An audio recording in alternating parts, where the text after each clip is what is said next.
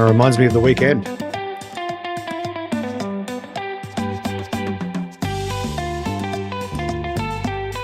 It was a party weekend. It was a party weekend. Well, good evening, everybody, and welcome to the Camera Life Podcast, episode 77. It's the 12th of May, 2025, and we're coming to your earballs and eyeballs live from Victoria, Australia. G'day, Justin. What's up, Greg? Oh, I'm still recovering. I was going to say, you look a little tired. Do you have a big day on Saturday? I'm a little peaked. We got up to some shenanigans. We had arguably what was the best one-day photography-related event I've ever been to. Quite possibly. It was certainly the most fun.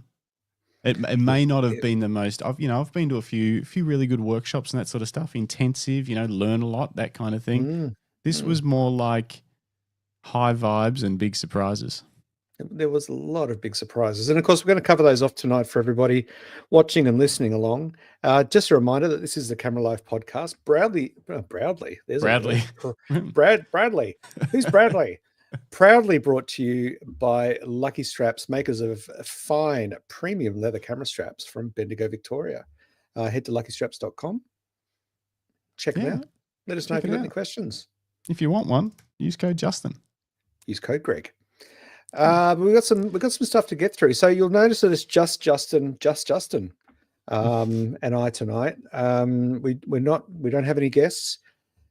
We've fired Jim, and we've banned Grant from the studio. So it's just Justin and I. We've got a few things to catch up on. We're going to read some feedback and comments from the chat from YouTube from the past episodes. We're gonna hit up some news. We haven't talked news in a little while. There's a few things been happening. We're going to cover off the weekend, which was a cheeky birthday surprise, and a few other bits and pieces. Justin has a question on our running sheet that actually says, "Does size matter?" So I'm interested to see where that goes this evening. But let's jump into the chat now and say g'day to everybody. Yeah, it's cranking. Good evening, everyone. Good evening, Philip Johnson, Dave, DigiFrog's there. Jim is there. He's in the chat. He's not on the show, unfortunately, but he's in the chat. We didn't really fire him. He'll be back soon. He'll be back. Yeah. He's got things on. Busy man. Paul says g'day. Bruce Moyle, good evening. Brett Wooderson. Tim Siamas, who we met on the weekend. Hey, Tim. Yeah. And Paul says, from the socials, the event last weekend looked like a bit of a celebration. It was. We'll show you some photos. I didn't even prepare. I've got some footage. We'll see. I'll try and dig it out. Maybe I'll be able to show you guys a little bit of the chaos that it was.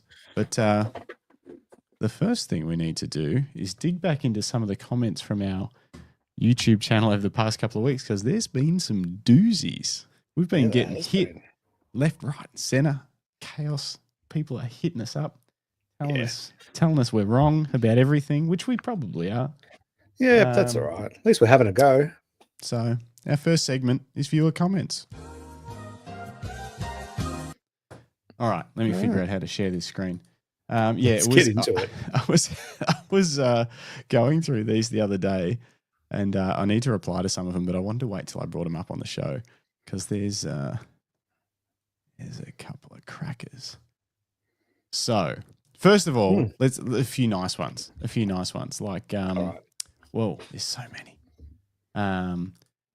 Get all the good ones. Matt Talks Photography. He's in there all the time. Great podcast, fellas. That was on the Bruce Moyle episode. Hang on, I'll leave that one for a minute. That was a bad one. Yep, we'll get back to that. We've got to cover good ones. Hey, no, there's no more good ones. Okay, all right. This was a good one. So this was on. We were chatting about the RF 16mm 2.8. This was on a clip that I put up. The Canon RF 16mm 2.8. Talking about how it. Go on. Sorry. It's got some optical flaws, most people would call them, that Canon have decided to work with and then correct in camera to keep the lens small, light, and cheap, basically. Because the 16mm 2.8 was never a cheap lens. That was always quite an expensive lens, and they're $500 or whatever, 360 in the US. But anyway, at NGC 1433 9 days ago says, you can pontificate about this however much you want. That lens is a scam. It produces worse images than my 7-year-old phone. Probably could get an entire budget class phone under its price with the same image quality. I was a Canon only dude before Canon went digital. This lens killed the last embers of my respect for the brand. At $360, it is a plain scam no matter how you look at it. Wow. Woo. At NGC 1433, I appreciate your opinion, but you were incorrect. It's actually a wonderful lens. I use it quite a bit. The image quality is far better than a phone. You're wrong. But how much is it? How much is it? Australian? It's Australian. It's $500. Oh, come on. It's a $500 full frame 16mm 2.8 prime. Yes, it does have some distortion that gets corrected in camera. Yes, it's not the sharpest in the corners, but $500. It's very small and light, and it's really, really good for what it is. And guess what? You don't even have to buy it if you don't like it. That's what's cool. You just leave it in the store. Just forget about it. Yeah. This one is a little bit more sensible. Mr. Steve Gibb said it's technically a 14mm lens, then cropped down to 16mm, which is probably pretty close. I reckon. I don't know if it's quite 14, but yeah, it's pretty wide. It's got a little bit of a fisheye distortion to it. And he says this type of stuff is what puts people off modern mirrorless cameras. I disagree. I don't know if it does. I actually think it probably attracts them to it, the fact that it's sort of small and light and pretty cool. Yeah, it's an interest, because last time we talked about this topic, we talked about, is it are camera brands being lazy to put out, optically impure lenses that they then rely on their cameras to fix, or is it just part of the whole ecosystem and it really doesn't make a difference anyway? I don't know. I don't know. Anyway, this one's a bit more lighthearted. This was on an episode from ages ago with Nev, episode 25, way back. That was like one of my first. And at Pete Mallow says, Nev, you should do a calendar of the full Bibelum track, not just Denmark. With the number of small stores along the way that hikers and riders drop into, could be something special. So there you go, Nev. It's a tip. Yeah. There you go, Nev. All right. Let's get into that. What's that one? A bit of BS here. Oh, back onto the good stuff. Okay. So this was on a clip about the Fujifilm GFX 100 RF. We were trying to get Matt Crummins banned from ever using Fujifilm gear by putting clips up of his opinion of the GFX 100 RF. And it was the clip was about whether IBIS is really needed. And Matt kind of thinks it is, or that it at least should be included in a camera with that sort of sensor and at that kind and just of to price. clarify, even after several beers and a very long day with no sleep, Matt still refused to budge on that point the other day when we chatted to him. His opinion, and he is a GFX user now, which we might talk to him about on Thursday. Lover of GFX cameras, just not this one. And this comment from at David Walker 2402. A lot of BS here. People have been using the much-loved X100 for many years without any IBIS. How did those photographers manage to? Are you now saying cameras without IBIS are obsolete and have never produced sharp images? There is also a real difference in detail and absolute sharp. In fact, I see more photographers dumbing down sharpness because it's becoming ridiculous, and this digital look is awful. My guess is none of you have even tested the camera. Oh. He's calling you a liar, Greg. He says you never touched it. Did you touch it? I did. There are photos of me holding it. Pretty sure Matt touched it too. Yeah. Well, it's interesting because I think I've even got on my phone a photo of the Fujifilm crate that I wrote Matt Crummins' address on to forward to him. I won't show you the photo because it's got his address. But I tested it, and then it went from me to Matt Crummins. So yes, and there are photos of me actually using it. So they're I know you're calling BS, but I call BS on your BS. On the BS. I should take this. Hang on, because I actually forgot. I actually responded to this guy, and then he responded to me. Anyway, so I responded and saying they did actually test the camera. Both Greg and Matt had it in their hands, and he wrote back, well, maybe we'll see the video that shows just how bad the camera is, seeing they have tested it. I'll wait for that. And this is something I want to talk about.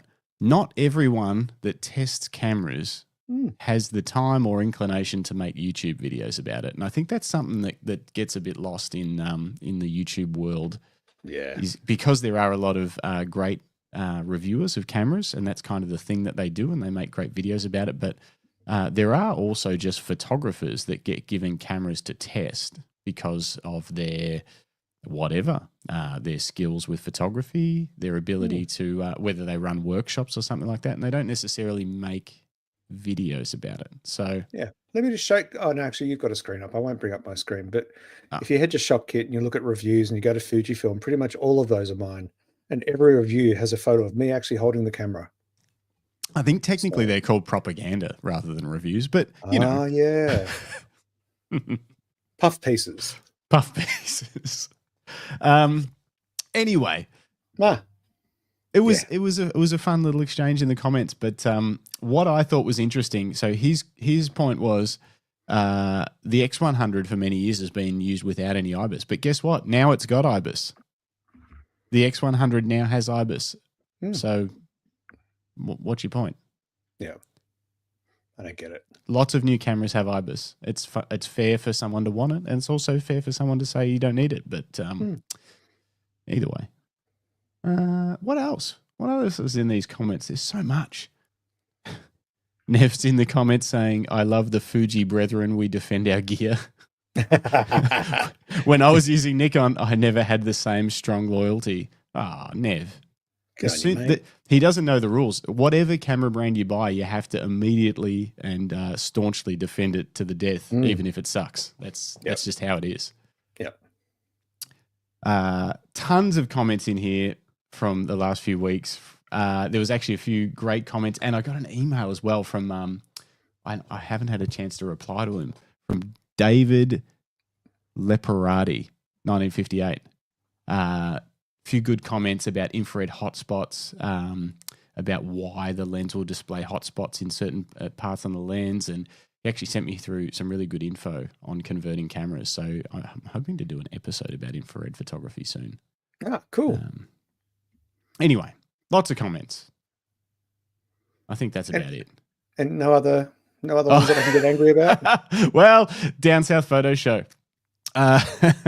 Geez, 3 hours of Tom Putt. Wow, that must have cost you a fortune. Same on Tom Putt's episode. Felicity Johnson said, what a ripper of an episode. Well done. See you next week, Tom, at your drone workshop in Tyrrell, which I think is Lake Tyrrell. It's happening right now. I've seen some stuff. I saw a clip on Instagram. I didn't get a chance to watch it. But I think he lost a drone during the workshop. I think I saw that too. I think I saw that drone happens. down. Yeah, it does. Yeah, it's just that does nature of the beast. But yeah, also comments in here from Roger Highland. Always busy when you broadcast live. I think we've seen most of those. They're from a few weeks ago. Yeah. Yeah. All right. Very cool. Yeah. Love it. Drop some comments, guys. Yeah. We'll Tell us what you really think. Tell us what you really think. Get off my digital lawn, who is known as Tony, is in the comments. He says, how dare you have a different opinion to me? Yeah, that's basically all YouTube comments. Yeah. Bruce Moyle, I was given a pre-release camera from Nikon and I don't social and not even a Nikon user. Yeah, see, that's what happens. Like cameras get handed around to these photographers and they're not necessarily going to make content about it. They just test it. Maybe they give some feedback. Maybe the camera brand just wants that photographer to try it and spread through word of mouth what they thought of it because people respect their opinion. Yeah. So the other thing I noticed too, Justin, is that especially on the weekend, just talking to other photographers, And even some of our guests have made mention of it, just how many of them have, and you do too, and so does Jim, and I do with Fujifilm, how many people have that relationship with a camera brand where they can borrow gear or get sent gear or can, ask to test gear before they buy it. It's quite, it's quite common from what I've seen. And that's all based on relationship building and, all that sort of stuff, engaging with brands. And so, very interesting. It's not always necessarily to influence people to buy the camera, which is what you'll find most reviews do generally. They pretty rarely tell you not to buy it. Yeah. So, take it with a grain of salt. All right. You got any news for us, Greg? Oh, yeah, got a few bits of news. Isn't there a jingle? Where's the jingle? You're off your game tonight. Let me bring up a screen. Oops. What was I going to talk about? Oh, we haven't spoken about Fujifilm for a bit. Hey, there's been so much other cool stuff getting released. We don't need to talk about Fujifilm. What about that crazy Sony lens that got released? Can we talk about that? Yeah. So where did I see? There's an article here about Sony. Oh, I'm all out of whack. Here we go. Let's share this one. Sorry, folks. I'm a bit slow tonight.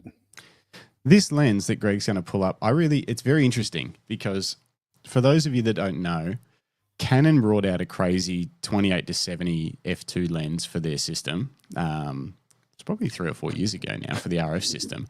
That showed everyone, hey, time to start thinking outside the box when it comes to a constant f2 zoom lens. It can be done. Look at this. It's awesome.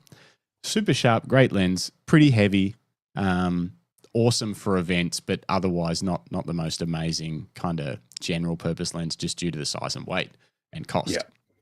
But then recently Sony brought their own 28-70 out, f2, basically copied Canon because they're copycats from Ballarat. But they made it much lighter and still sharp. So they kind of iterated on it and brought it to what could be almost a general purpose walk-around lens of insane quality, an f2. And everyone was like, okay, cool. So basically Sony's seeing what Canon does and then doing it, I guess, better. And then they did this. What did they do, Greg? So they made themselves a 50-150 f2 GM. So it's a primo lens option. Let me just jump to the B&H page. You're going to buy one? Definitely not. Although I just saw in the comments, Jim added a comment saying Google Sony bodies. If these tempted you, it could be a reason to switch. I actually heard of some sports shooters switching to the A1 Mark II just to get Sony's, I can't remember which long lens it is. Have they got like a 200 to 500 f4 or something crazy like that? And yeah, people are switching. I can't remember. I'm not up with Sony long lenses. Don't have that kind of cash. There's a 200 to 600. It might be that one that people are switching for. And that's cheap too. Maybe that's. Oh no, that's an f5.6. Yeah, anyway. 5.6. Anyway, it doesn't matter. But yeah, so this thing, what is it? $4,000 US. Must be about $1 million in Australia. Yeah, it's about 1.5 million Australian. It's got lots of fancy glass in it. It's got a declicky aperture, so it'd be good for video as well, if you were so inclined. Heavy though, heavy and bulky. Heavy. Yeah, let's look at how big it is. So it's almost 1.5 kilos. That's actually, that weight is not bad. So that weight is not much more than the Canon 28-70 f2. Like that's okay. That weight's right in line with the traditional 70 to 200 f4s from the DSLR era. Right. Sorry, 7200 2.8s, not f4s.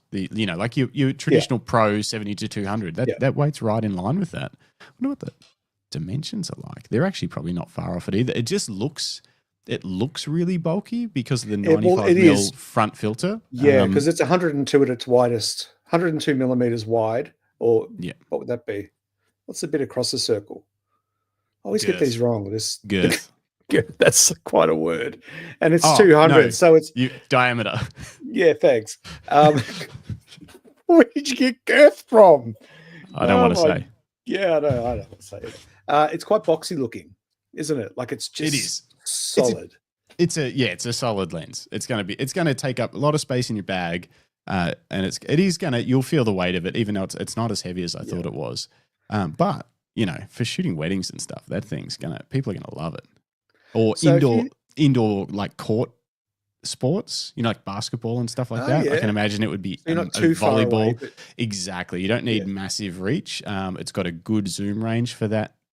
You could, I don't know. So Paul is saying 3,900 US equals 6K Australian. I don't think so, Paul. I reckon it'd be like 20,000. I don't know. It's just every time I look at the dollar conversion at the moment, it's getting worse and worse. Yeah, best not to look. How many bitcoins it is?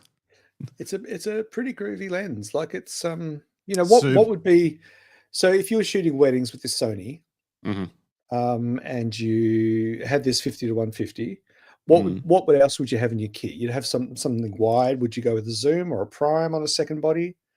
Man, I mean, you could, if you just wanted to keep it simple. I actually don't know what else Sony have in wider not Sony, just in full frame, regardless of brand. Look, let's go agnostic.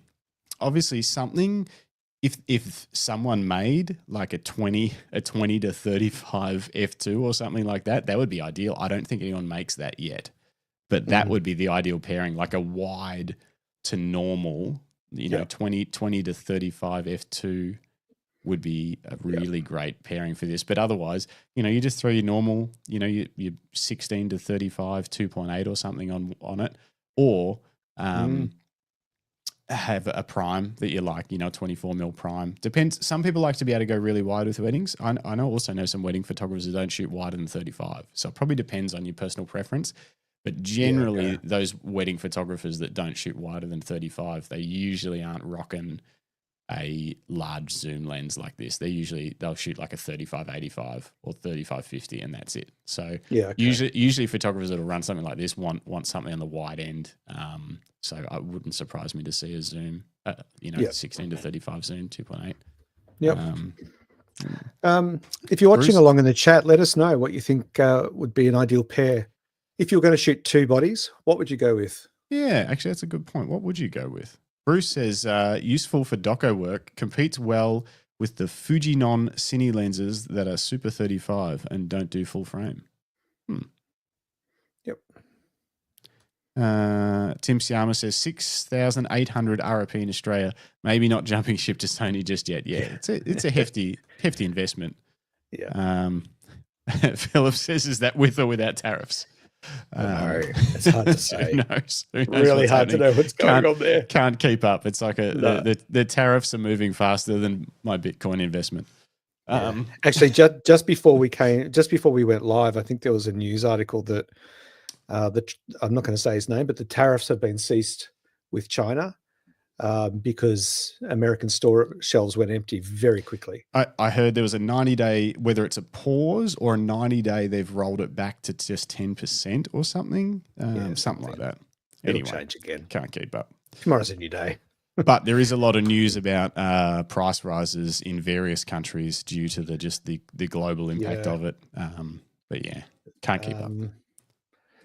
Yeah, there is a lot of that going on. I'm going to jump to another news article now, just on that lovely segue there, Justin. That's what I'm here for.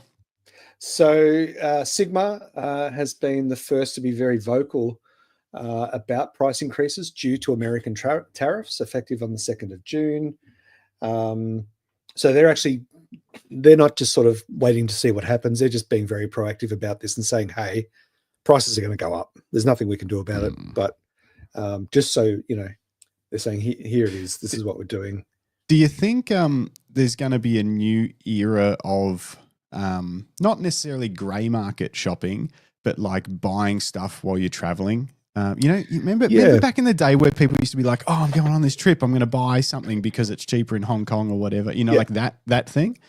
Yeah. Will that happen again? Do you reckon? Or is everything so global now that they'll equalize the prices out and basically they'll just raise prices for everyone because of the US tariffs? I think they'll always. I mean, it's just the nature of the economy, though, isn't it? Global economy is that things are different prices in different countries. And actually, on Friday, before Justin and I caught up for a beverage in the city, I walked into Digidirect store and had a chat to the manager there, who I've known for quite a long time. And he was saying that people are coming, a lot of tourists from Asian countries, especially China, are actually coming to Australia on their holidays and choosing to buy their cameras when they get here. So rather than go, I'm going to go on a holiday, I'm going to buy a good camera to document it, they're going to travel first. And he's finding that a lot of his sales are going to tourists. He's selling a lot of gear to tourists because it's much cheaper to buy it here than it is in wherever other countries. So it's an interesting turn of events. Glenn Lavender says, I used to work duty free in the early 80s when our tax was 32.5% on cameras, and duty free really made a difference. Yeah, wow. So that was there was that kind of vibe where you would plan big purchases around traveling. It could come back. That'd be fun. I reckon it will. Not really. And I think we will see an increase in grey market. And I think we'll see an increase in scalping. I don't want someone to take my... Never mind.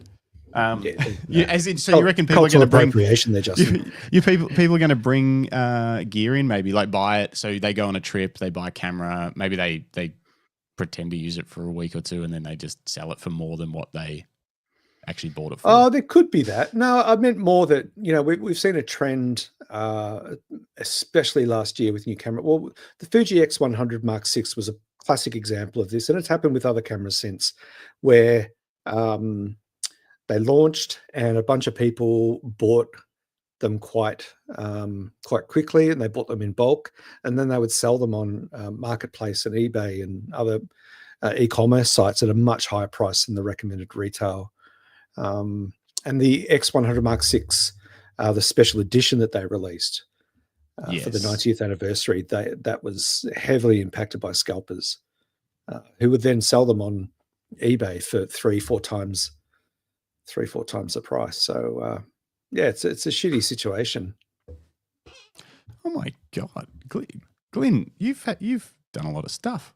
I was also the president of the Digital Marketing Association in the USA, where I did a comparative study showing how Australia was the cheapest place on the planet to buy camera gear if you earned your wage here. Wow. Huh. How long ago was that, Glenn? Yeah. Let us know. That's crazy. But this is just one example. The Sigma one here, they've actually released a press release. Other brands haven't been quite as vocal about it just yet. But we are going to see this. There's no avoiding this impact. We've talked a couple of times. We've seen it in the video game market, consumer electrics, cameras.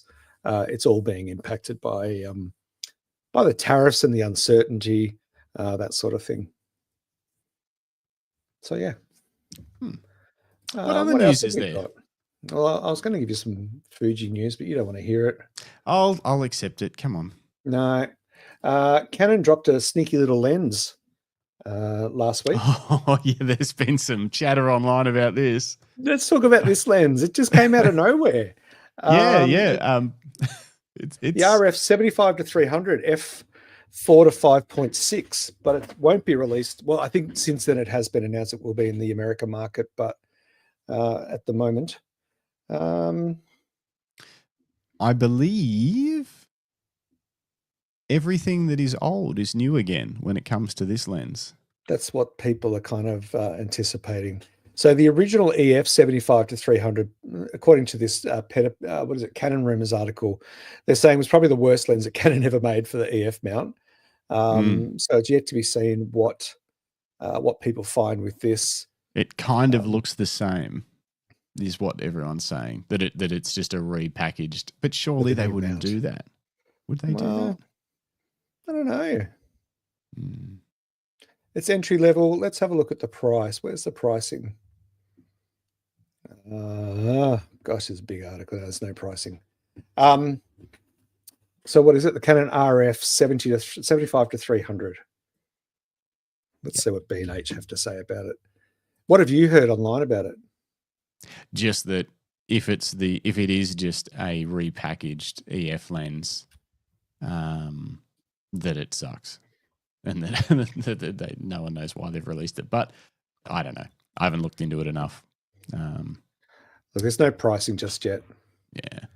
And it's already released in other regions, but it hasn't been released here. So in the States. So yeah, some interesting stuff going on there. Well, Canon, it's not what I'm looking for. It's, no, but I mean, they're saying it's an entry-level lens, so I'm assuming it's going to be a couple of $100. Oh, no, I don't think between 4 and 5. Are going to be $6.99. Oh, whatever. What would you know? They don't make any cheap lenses anymore. The cheap ones are expensive, and the expensive ones are really expensive. Yeah, true. Leica dropped a new M11P Safari edition. They've been doing these for years, haven't they? The green kind of edition. Green Safari one? They do the Safari edition. They also have a very popular one called the Reporter edition, I think, which is the green and black one. That's the one that's very common in the Q3. The Q3 hasn't done it yet. They will soon, probably. But the Q2... Did they do that? They did. Oh, yeah. And it sold like crazy. And it was on, every YouTuber had one. And it was, every thumbnail was like, this is the best camera ever. It does look, those Reporter editions do look very cool. Yeah. This one looks good too. It's got a shit strap, but it's a terrible strap. Strap. It looks expensive. I bet it's expensive. Yeah, I don't know if there's any pricing here. But yeah, it's a good looking camera. No doubt about that. It is nice. Nothing on pricing. Oh, here we go. This is American, so it's $10.5. $10,495. That would be US dollars. So probably a couple of grand dearer than your normal M11, I guess. Yeah. Yep. They certainly know how to put out, lust-worthy cameras, don't they? Yeah, they're a watch company, but they make cameras. Yeah, I never really looked at it that way. And I bought one. You did. It's really good. Yeah. It's got a firmware update too that you told me about on the weekend. I did. The Q3 has a firmware update out. I haven't done it yet. Apparently, it has some better autofocus. Yeah, some autofocus improvements, some other bits and pieces. But look, that's pretty much it. Lumix is teasing a new lens. Apparently, it's going to be announced tomorrow. But then that's they've done an official tease on socials. I thought they're teasing. I thought they were going to release a new camera. That's what I'm saying. You said lens. Did I? Yeah. No, that's just what you heard. They're two different things. What I said and what you heard are very different. This is the teaser. This is it's in its entirety. It's just a date. So it's tomorrow. Lumix are launching a something. Camera. No, it's unclear whether it'll be a camera, lens, or both. Well, the rumors on the interwebs, what were they saying? The what is it? Tell us, chat. What are they releasing? I'm looking for it right now. I was reading about it today, and it's just fallen out of my head because I'm not really a Lumix person. Whoa! So I was wrong. Paul says Canon Australia have the 75 to 300 at $399. Okay, so it is cheap. It's a cheapy cheap. What did I say? Thanks, Paul. Apology accepted. Oh, yeah. And the last little bit of news while you fiddle around looking for what Lumix are dropping is that, as I predicted, Fujifilm dominates compact camera ranking at Japan's largest electronics store. So is this at MAP? No, Yodobashi. You've probably all heard my Yodobashi camera store, my drunk purchase there many years ago. But the GFX 100 RF and the X100 Mark VI are at the top of the ranking for compact camera sales. And that's true across a lot of the stores and just the overall trend of camera sales as well in Japan. Hang on, though. Hang on. Hold your horses. For compact camera sales, let's just see what's on this list. All right? The Ricoh GR3, 5 years old. The Canon PowerShot SX740 HS. Never heard of it. The Sony CyberShot RX100 VII. What's that? V1, V2, 7. That's like 5 or 6 years old. The Ricoh GR3X. It's the same as the other GR3, but it's got a 40mm lens instead of a 28. Oh, what is your point? It's competing. These cameras just come out. All the other cameras were made in the 2017. Yeah, so they're still at the top of the list. So it's at the top of a very uncompetitive segment by the sounds of it. All right, moving on, folks. That's the end of the news segment. Hang on. I want to find this Lumix camera. I think Glenn's found it for me. He said it's the Lumix SS Nobody Cares. And nice. It's actually... Does that come in black or silver? It's the S1 Mark II E. And I don't know what's exciting about it yet. But we'll see. We'll see. Oh, that's funny. It is. Let's jump to a couple more comments. Did we? Glenn said Canon have had manufacturing issues with their compact and cannot build their backorder demand. They're currently restructuring a factory to increase compact production. So compacts are very popular once again. I got my hands on the what are they? Canon calling it the V1? What's their compact called? I get it confused with the Sony ZV-1, Canon V1, 1V. Anyway, the new one? Canon, the new compact one. I got my hands on that. This might be a good segue into the very beef-oppy birthday. But I got my hands on that on Saturday, and it has one of the nicest rubbery kind of grip feels that I've felt in a compact camera. How was it? Felt really good. It had a small amount of girth, but not so much girth that it wouldn't be a compact camera anymore. Yeah. Yeah. Okay. Glenn saying, yep, it's the V1 or whatever that's caused the backlog demand. Yeah. And they were all the Canon people were very, very excited about the V1. They said they've all been looking for that camera because obviously Canon haven't had much to compete in that range for a fair few years now. Sony's been doing their ZV-1 stuff and other. Yeah. I mean, all of Fujifilm's cameras are really small, so Canon excited to have something. And it's got a good focal length. I think it was 16 to 50 equivalent lens on it, which is a really useful lens. What I don't know, what I'd like to test is it usable or fun to use for photography, or is it just a little vlogging camera? Because it's an interesting question because we talked about this a couple of weeks ago. I got the Fujifilm XM5, which I thought would make a really good street photography camera because it's compact and it's discreet and it's got all that Fuji goodness. But I decided it's more video centric. It's too video centric for my style of photography. Yeah. It doesn't mean that I couldn't use it. I tested it. This is the second time I've had it. I can certainly use it, but it doesn't feel super photographic centric for what I want to do. Yeah. It's obviously hybrid, and they're obviously trying to target like what Canon are doing with this V1. You know, the XM5 is an influencer camera. It's all about content creation. At the Fuji, what was it? The Creators Summit they had in Sydney. They were flogging the XM5 pretty hard. And it's proved to be a very popular camera for that reason. So, yeah. That actually reminds me, I was reading an article today. I don't know where it's gone. It's disappeared. But it was in the DP Review newsletter, which I don't know if anyone else gets that, but I get that. Where's it gone? Here it is. So it was on DP Review.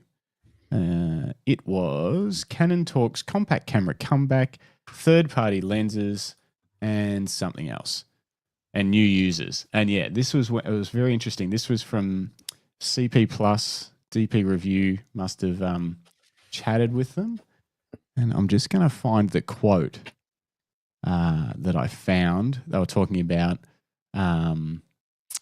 interchangeable camera systems post-COVID came down to 5 million units or something, and they're already growing back. They're at 6 million units. They were beyond that last year. So they were saying that that's very positive.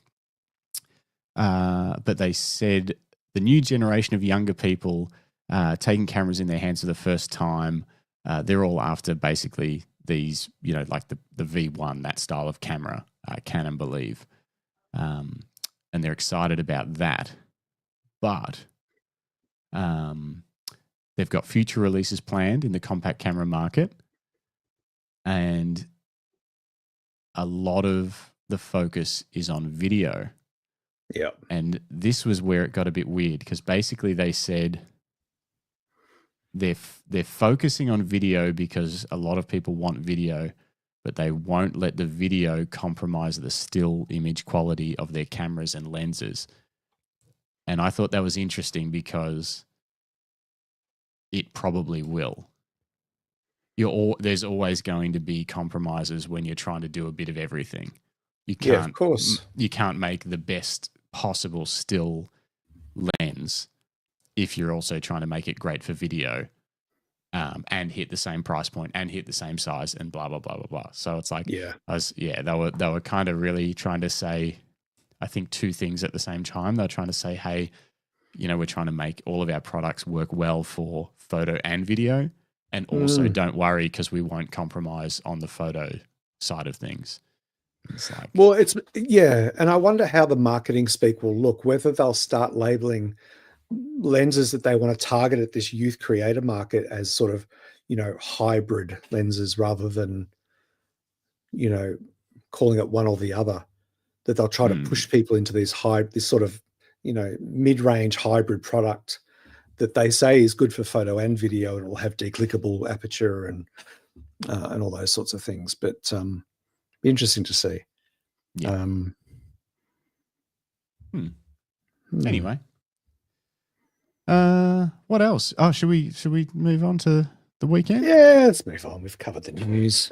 Okay. All right. Play the jingle. There it is, folks. So what did we get up to? Well, we went to a birthday party. We went to a camera shop's 40th birthday party, which is crazy. It took us 8 hours to get there. It did. It did. The team behind the Bright Festival of Photography ran a little mini festival in Melbourne that started at 10 o'clock in the city, and then basically no one knew what we were doing. It was a complete surprise. So people that bought tickets had no idea. They just had to commit and know that it was going to be a fun day. And then they were going to end up at the Croydon Camera House 40th birthday extravaganza, which was basically like a mini trade show with great deals, guest speakers, prizes, and then prizes, workshops, photography competition, talks. It was. They had a big afternoon planned to celebrate their 40th birthday, and then the BFOP team basically took that and ran with it and built a whole sort of morning in the lead up to it for about 60 photographers to thereabouts, to have a heap of fun. Yeah. And what happened? Do you want to share some images while you tell us what happened? Yeah, sure. What's the best way to go about it? Let's do that. So, for anyone that hasn't been to BFOP, which is probably a few people, share my window. Especially if you're listening from another country. Hopefully, this works. So, BFOP is the Bright Festival of Photography. It's held every year around November, was it, or October? October. October. It's held in the regional country town in northeast Victoria called Bright, and Bright sits in the lap of 3 mountain ranges, and at the base of what is it, Bulla? Like it's sort of wedged between kind of Buffalo and Hotham. Right. So, I don't know my mountains very well, but anyway. So, and basically what they do is they sell tickets. They have about 550.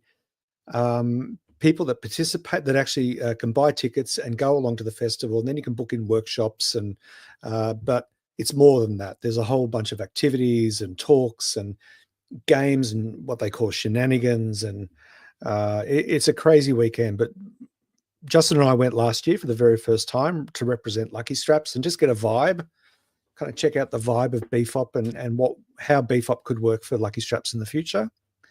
So we're making some plans for this year, which we won't reveal just yet because we probably don't really know what they are yet. But yeah, so the day on Saturday, as Justin said, we weren't given any information. We were just told where to show up. And to be clear, a little caveat is that Justin and I weren't ticket holders.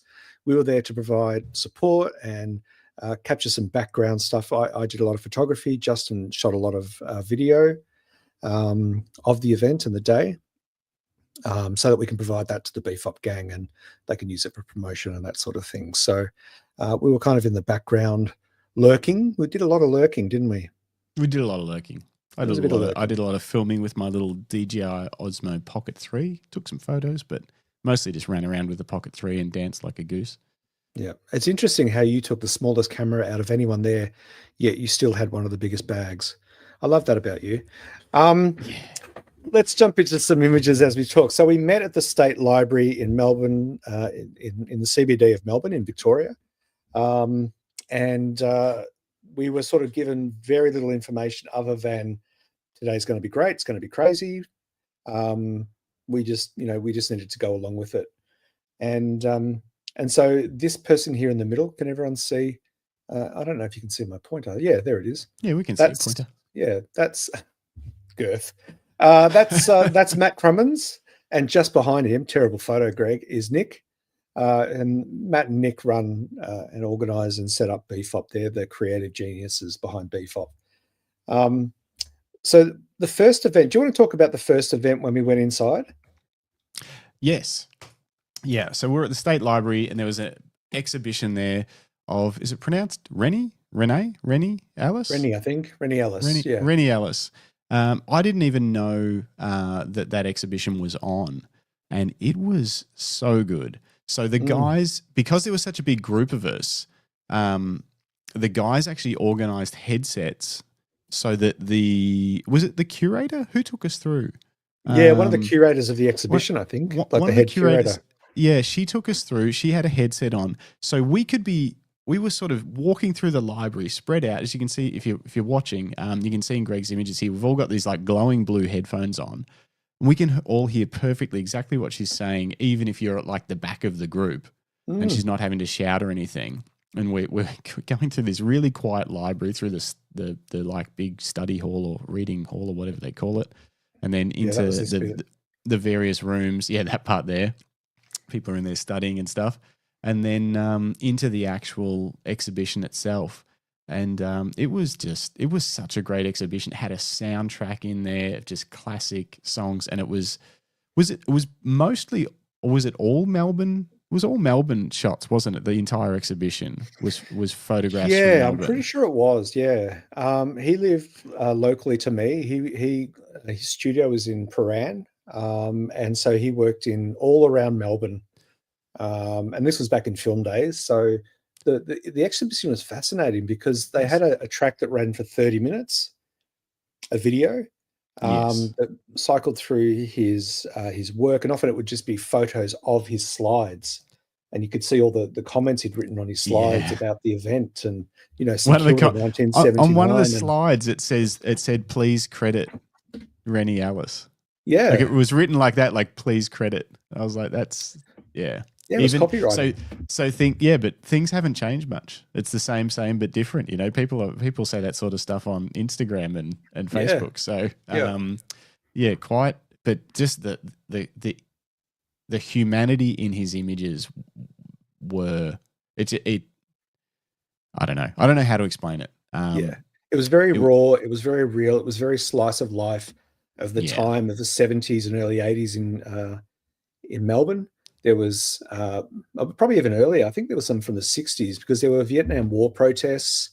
It was very, very documentary street photography style, but also photographing a lot of the fringes of Melbourne society. So the early, underground LGBTQ plus community. A lot of documenting of that, drag shows and queer folks. So really, like very interesting slice of that time in Melbourne's history, which was phenomenal to see. So that was kind of like the first thing we did I guess that was the first activity, if you'd call it. But then we left the library. We returned out the front, but we were asked to keep our headphones on because the next bit got a little crazy. So sneaky Matt Crummins and Nick, but I think it was, I don't know, I guess it was both of them that came up with this. They thought, we'll get them to keep the headphones on. And then they got these two guys who run basically like walking tours, but with silent disco happening. And they got music cranking. And they got everybody dancing and danced all the way through the city for about 40 minutes. Yeah, that's exactly what it was like. And so we're in the middle crazy. We're in the middle of Melbourne CBD, Saturday morning. What would it have been by this time? About 11? Yeah, about 11 o'clock. So it was pretty busy. And we walked straight through the middle of the CBD in two groups. We split up. So there were two dance leaders. And the whole time they were commenting on, let's talk to these people. Let's jump in. Like my group, we walked into a platypus shoe store and completely filled it with 30 plus people. And they had spare headphones and they handed them to the two shop assistants behind the counter. And we were all dancing and singing in the store. It was just bananas, but everybody was into it. And everyone was into it. It was really good. And people were still taking photos too. So they're taking photos of each other. They're taking photos of people on the street. Actually, I might see if I can, hang on.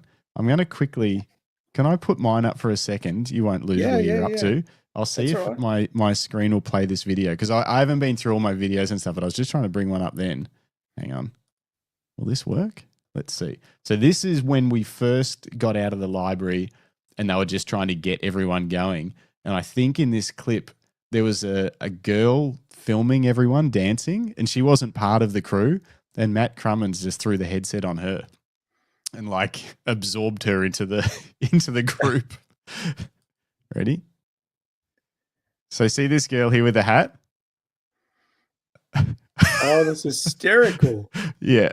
And this is what it was like. So you can't hear anything. Like you can't hear the music. Everyone's dancing.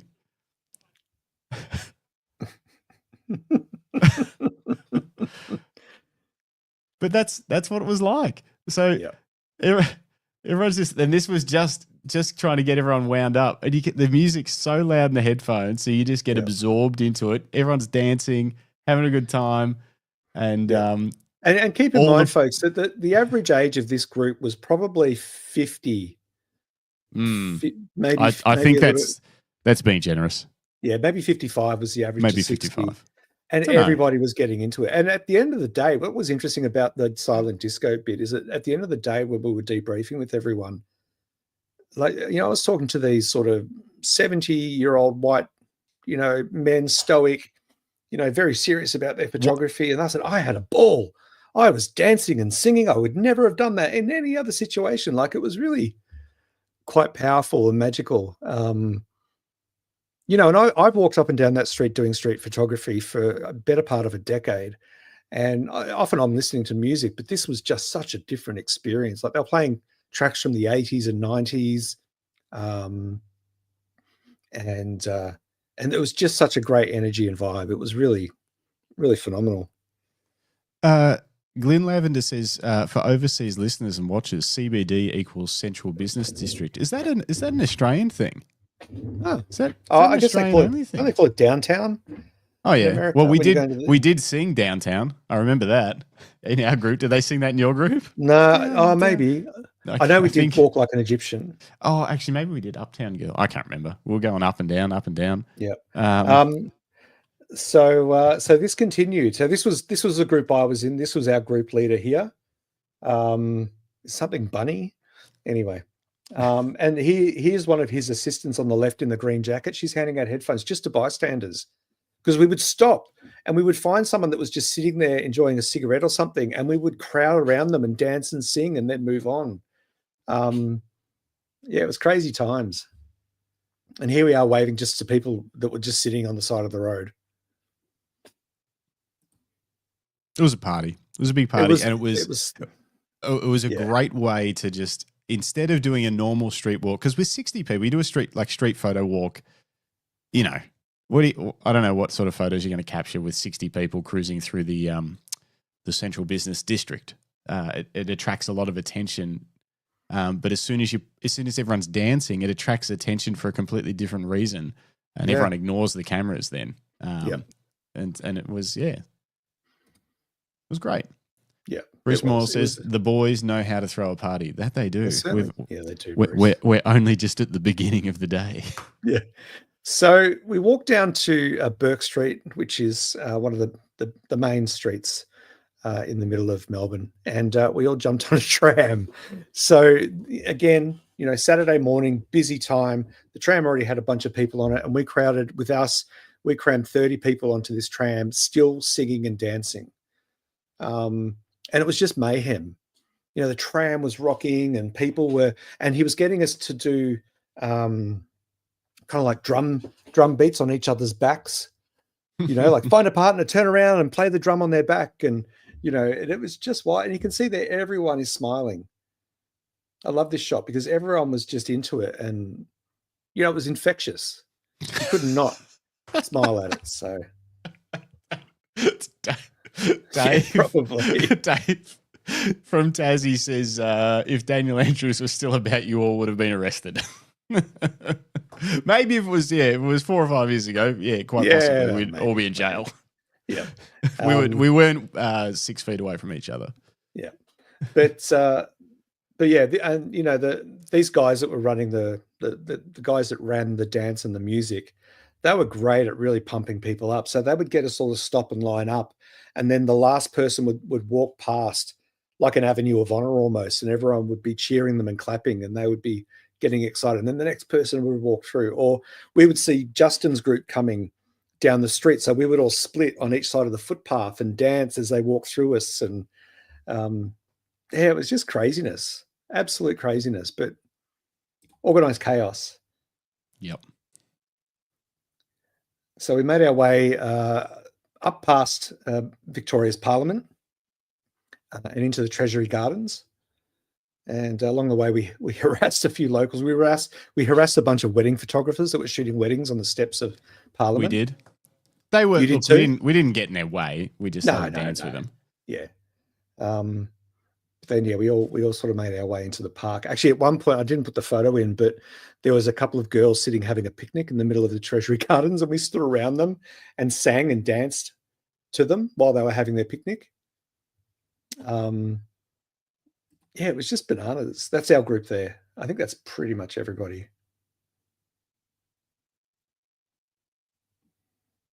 And of course, Justin's group took a different route through the city than our group did. We took a little bit longer to get through to the. We didn't get on a tram. We didn't. Oh, didn't you?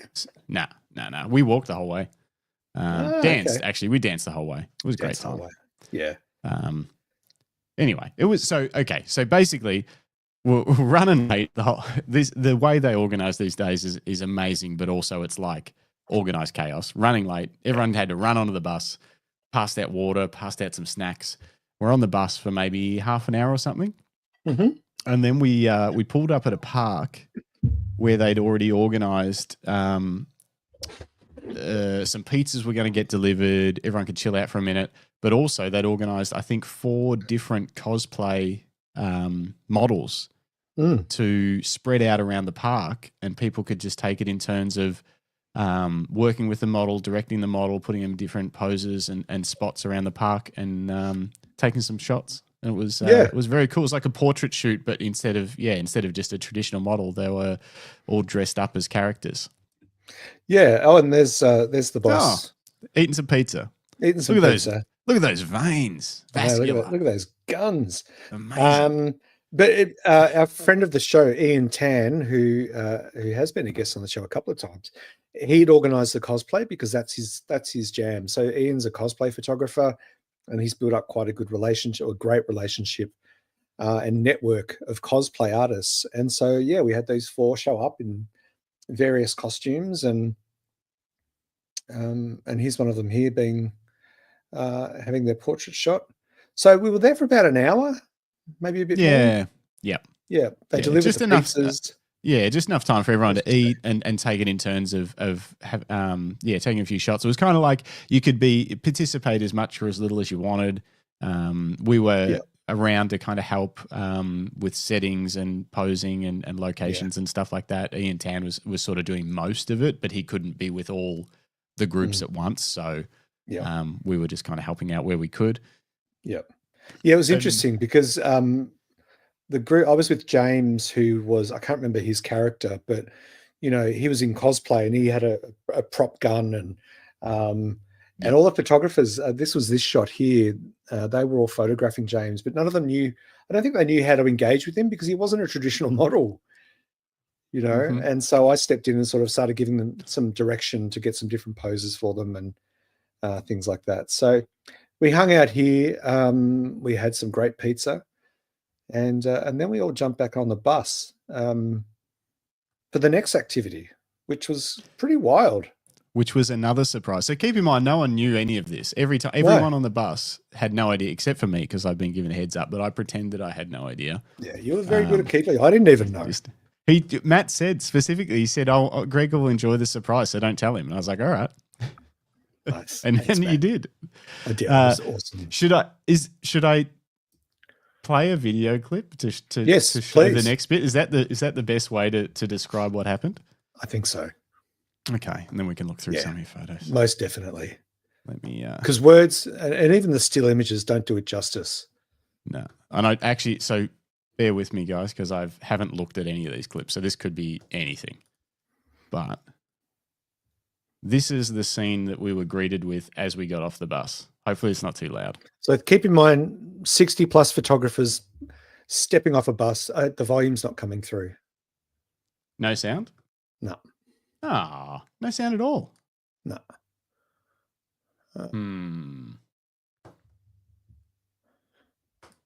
Why not? That's a shame. What have you done? Why not? This is curious. Let me see. I'll try something else. Bear with us, guys. Yeah, technical difficulties. We're a cheap show. We don't have a lot of funding. Let's try this. Sound? No. Oh. Okay, well, that's sad. That won't really. Can you guys in the chat hear it? Yeah, can anyone hear it? Chat to us.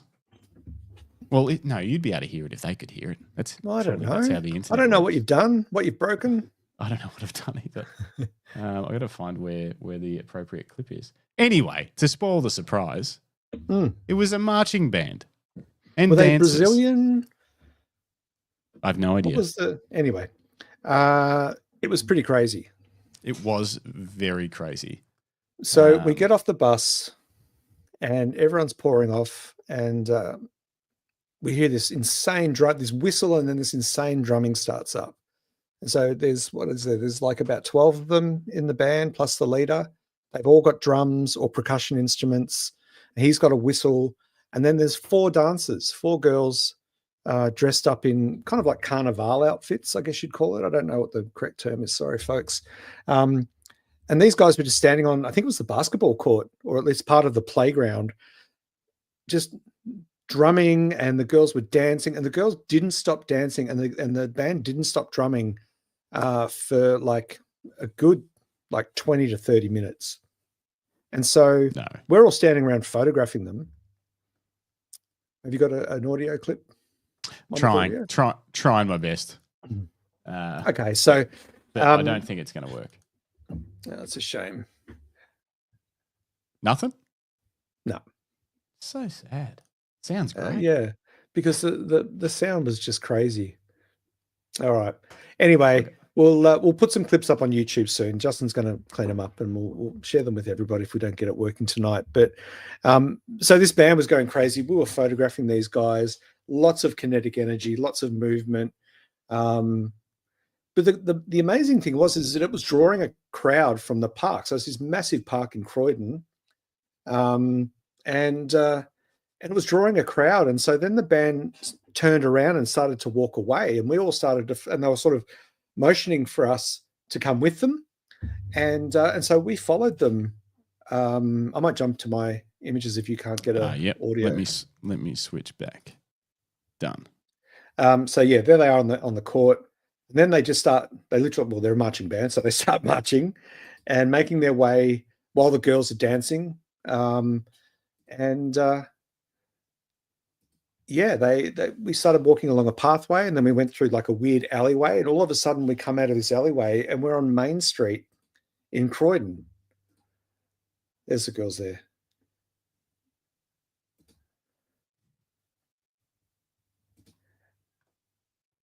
They were amazing, weren't they? It was crazy. It was so just much crazy. energy. Oh, there's Matt with his little one. And so we come out of the laneway. We cross the crossing. All the traffic stops. There's already there's people sitting around eating fish and chips. At the cafes next door, and they're all like, "What's going on?" And all of a sudden, this marching band walks through the street and stops out the front of Camera House in Croydon, and the owner and longtime manager of Camera House, Nigel, comes out, and he just looks flabbergasted, like Matt's outdone himself. Matt and Nick have outdone himself once again. Yeah, they had no idea. The Camera House staff that have spent all, I'm sure, weeks, maybe months planning this 40th birthday celebration, and then next minute this arrives out of nowhere. So the 4 dancing girls, the 12 band members, and 60 photographers, plus all of the people that followed us who were just hanging out of the park, who wanted to see what the fuck was going on, followed us, and we all crammed into the camera store, and the music continued and the dancing continued. Yep. For probably in the camera store, it almost felt too long. It was probably 10 minutes, and it was loud in there, like, because the sound, everything was just filling up the room. It was pretty intense. I was sweating. It was getting hard to breathe in there. There wasn't much oxygen. There's a lot of people in there. A lot of people, but yeah, this was how we arrived. This was the path we took from 10 o'clock in the morning through to what time did we arrive? 2 o'clock. It was 2 o'clock we arrived at the camera store.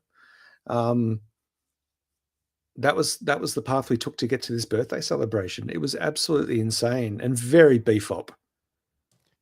Full of surprises. Oh, yeah. Tell me this. Do we have sound? Hang on. I'm trying. No, not that one.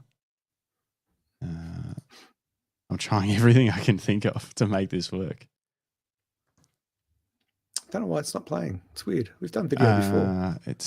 But not. I haven't done it straight from.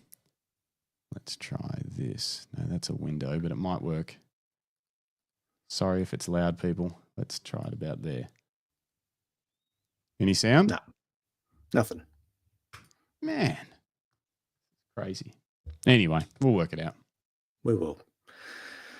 So that was the end kind of the beef-op part of the day. The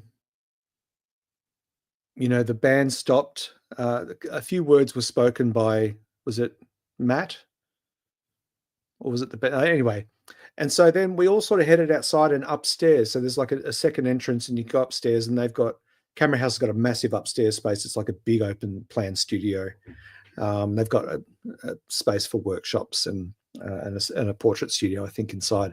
And they had, as Justin said, they had this trade show set up, this mini trade show that, so who was there? No, Nikon wasn't there. Canon was there. Sony was there. Nikon was there. Were they? I think so. Yeah, because they had the ridiculous laptop stand there. Wait till I got to try and get that onto the computer. All right, so all the big brands were there. Yeah, Nikon, Sony, Fujifilm, OM System, DJI had a bit of presence. Yeah, Nikon was there. Thanks, Tim. Big telescope brand, binoculars, and they were selling stuff at discount prices. And with special offers. Canon had 3 Canon staff there. Yeah. It wasn't just the people from the camera store. Like there was staff from all of the brands there, plus the whole team from the camera store helping people out.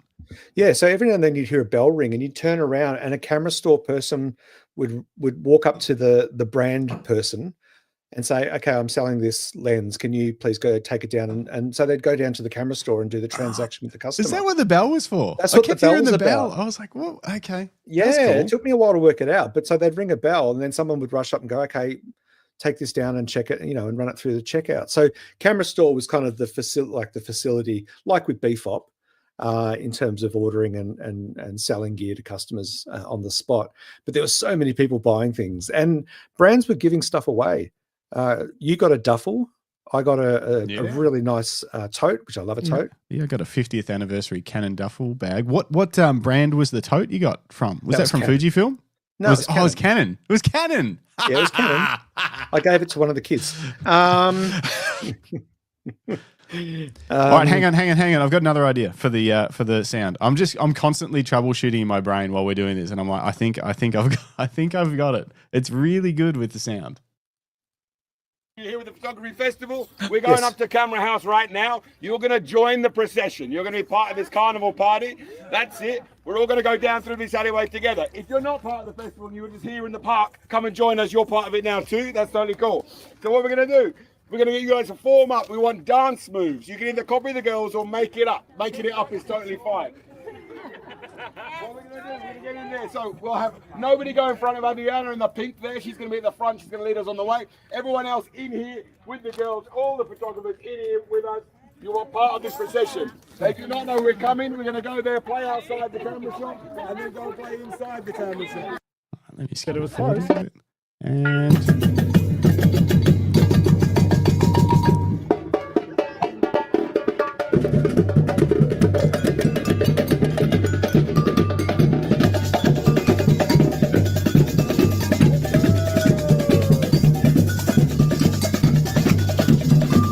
They formed us all up in a big group and then basically marched us through alleyways and then down Main Street. So I'm gonna skip forward a little bit. It would have been 100 people. Oh, at least.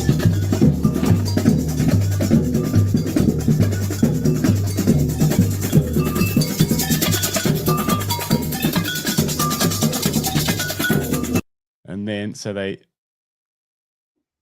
held us in this alleyway for a bit. Photographers everywhere just going nuts. More cameras than you could possibly ever want.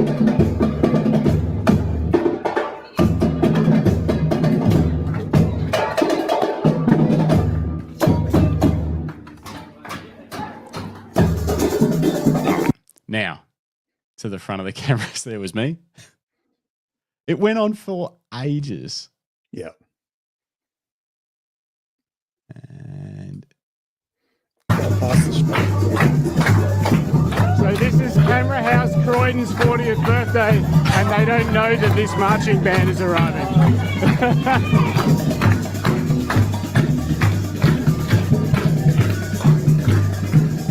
When the staff started to realise what was going on, the facial expressions were so good.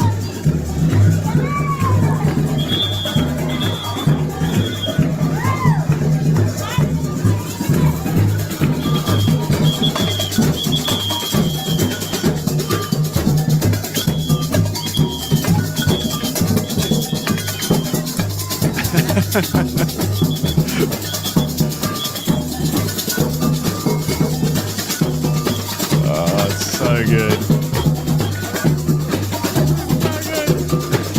I said the same thing at the same time. Oh my God, you did. I did. Yeah, there's me. All right.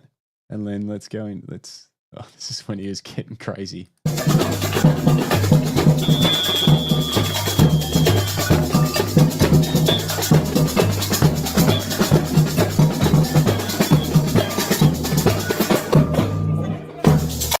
Let's go in the store.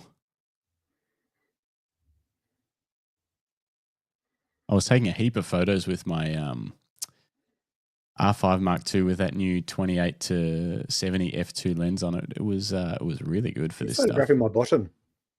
Your bottom? That was my Where's bottom. your bottom? There, oh, there. No, I think you'll notice it's pointed at the girls' bottoms. Whatever. Yours is just in the video. Is that you grooving? Look at you grooving. You wiggling the hips. You can't listen to that music and not be like, dun, dun, dun, dun. Yeah, Matt Kravitz looking very addictive. He was so happy with what he pulled off. This is like worth all the hard work. There's Nigel. He's the manager of the Yeah.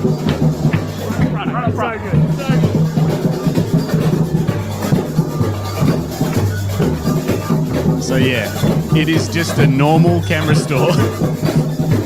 Absolutely chock-a-block full of people.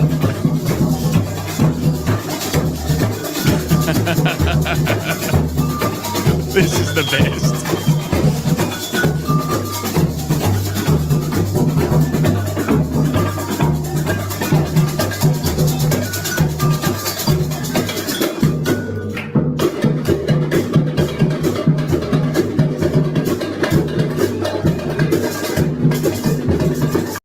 Behind the scenes shooting there. But yeah, that's basic. Oh yeah, here we'll get a little whip pan around the crowd in a second. It's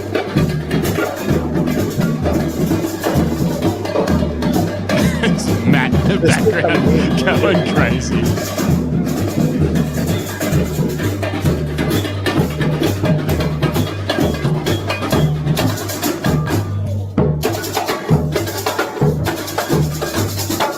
Wonder if there was just someone at the back that was like, I'd like to get a passport photo taken. Do you guys do passport photos? Anyway, I don't know how much more I need to share. There's a lot of drama. It's so good. I'm going to try and cut together a video of this later this week if I get time and make a little vlog so we can put a bit more of the footage in it. But it was a party, an absolute party. So maybe now you guys can see why I said at the start of this this episode of the Camera Life podcast that it was one of the most bizarre, creative one-day photography experiences that I've ever had. Aside from workshops and stuff, like it was just bananas, the experience that we had. And, everyone was just grinning from ear to ear. I was just grinning watching it again. Remembering what it was like. It was such an amazing experience. And, hats off to Matt and Nick for pulling off yet another phenomenal opportunity for everyday photographers to, get out and shoot, but just do it in a very, very different way, So, yeah, how would you sum up the day?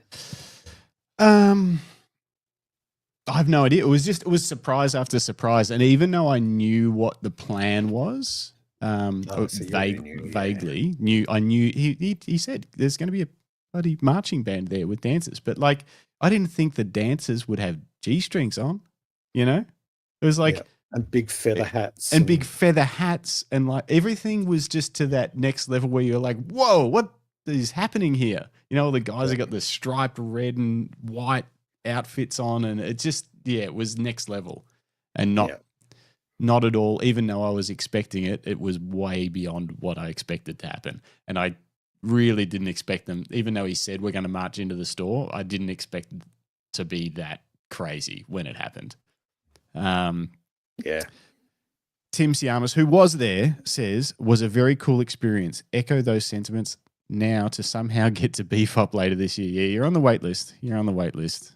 I reckon Matt seems like he after a while he crumbles and he'll just like make a ticket. He'll just build a extra like a lean-to out the side of the BFOP HQ for the extra ticket holders, and they just stand outside in the cold, but they're there. The shed of shame. Exactly. You're like, you're here, but you have to stand over there. You know what you did. Rick Nelson says, what a party. Bruce Moyle says, so a sedate and very chill day then. Yeah, it was pretty chill. Yeah, it's pretty chill. Yeah. But I will say, Bruce, because, you've been to BFOP, and I'll say this whenever anyone asks me what the day was like, it was very BFOP, and it's very hard to condense what BFOP actually is and what it feels like. It's surreal.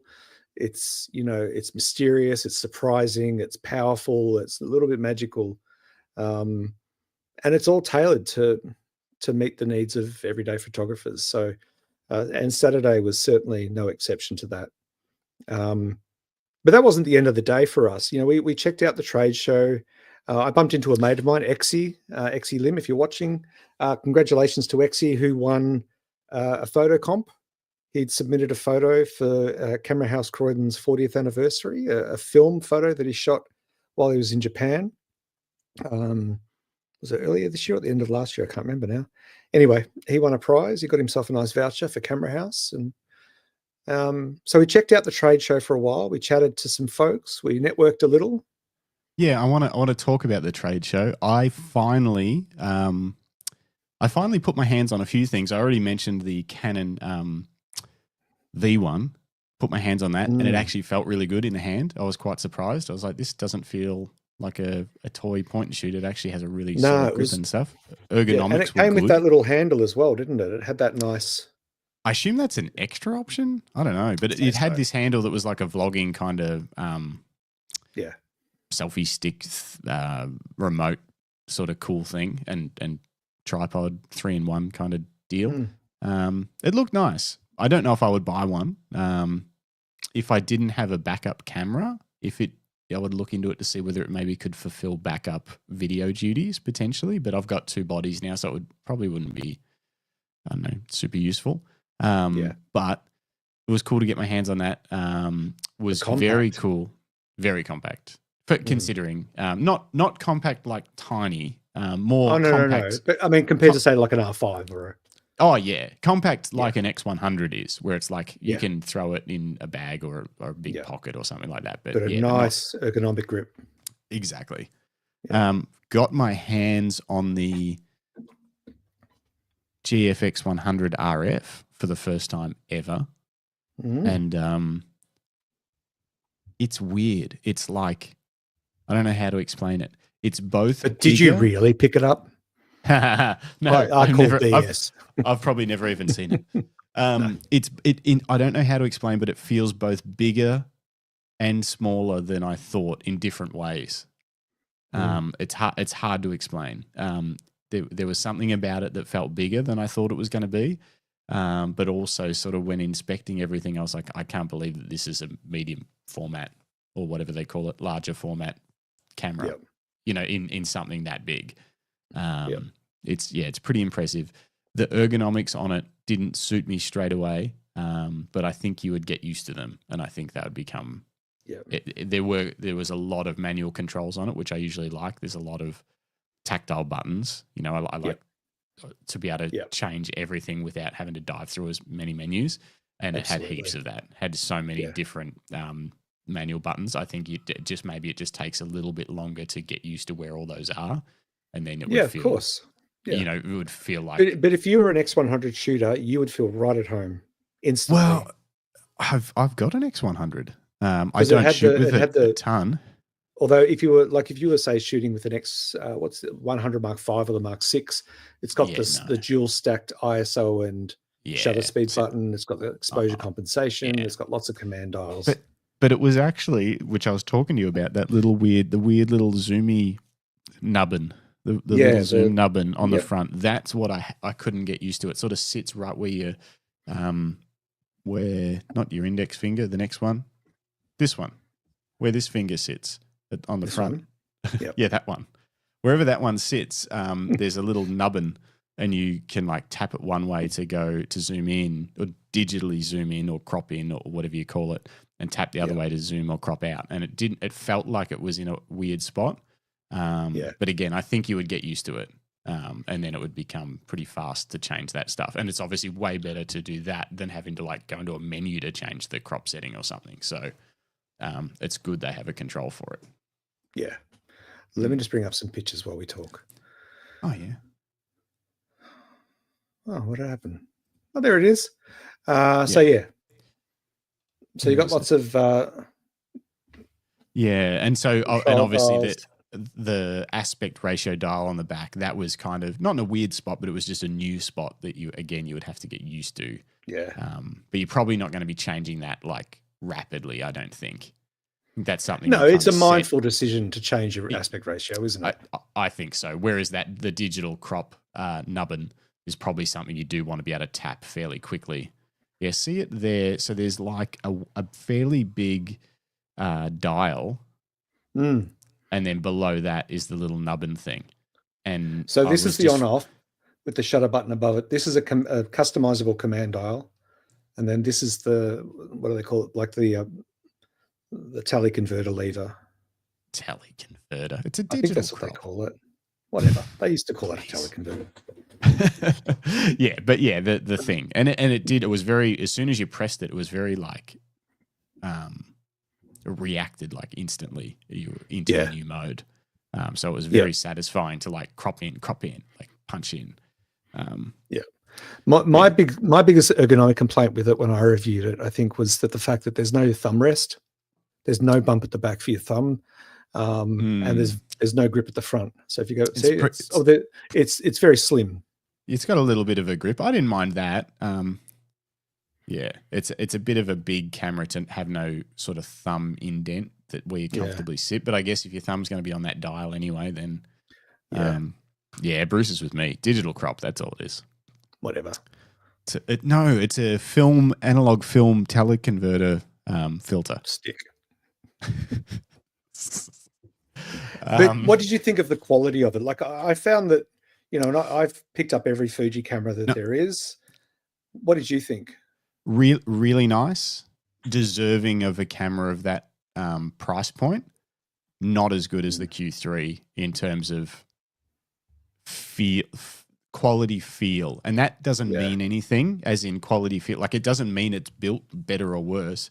It just means the Q3 kind of feels denser. If that makes sense. Because it is actually a smaller camera and it weighs about the same. So it feels kind of like maybe more solid. It's also it's a lot easier because the Q3's got way less inputs. It's got fewer buttons, fewer dials, which makes it easy for them to make it sort of more solid, I guess. But I certainly wouldn't say it feels like quality. It just maybe doesn't feel maybe quite as dense as a Q3, but certainly compared to compared to that Canon V1, it feels like a proper sports car. Yep. And for those that poo-pooed and called BS on whether we'd actually ever reviewed it, here it is in my hand with a Lucky Straps on it. I could make that photo on ChatGPT right now. Oh, look, why would you ruin it? Why would you do that? No, I've seen it. It's a real image. Greg really has touched the camera. Yeah, I didn't review it. I just used AI. Nev Clark says, I've really been thinking about the Q3, Justin. I've been having dreams about it. That's how it started for me too, Nev. Yeah. I'm hoping we can get over to WA. So if we can, I'll bring it over and drop it to you for a week. You can have a play with Nev. it. So then... the final... actually, two more things about the trade show.